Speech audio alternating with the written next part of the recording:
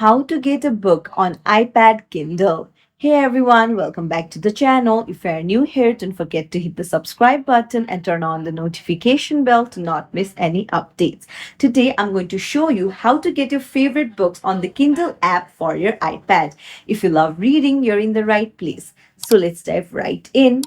It's important to note that you can't buy Kindle books directly through the Kindle app on your iPad due to Apple's in-app purchase policy. But don't worry, we'll make this as smooth as possible. First things first, you'll need to open up your Safari web browser and then on the search bar, search for Kindle books. So tap on it, tap on the first link,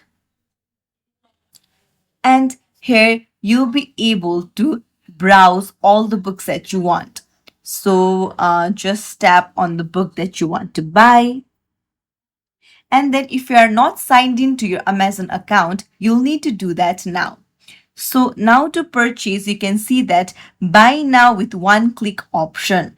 So you'll just have to tap on it and then you'll have to log into your Amazon account and then buy the book.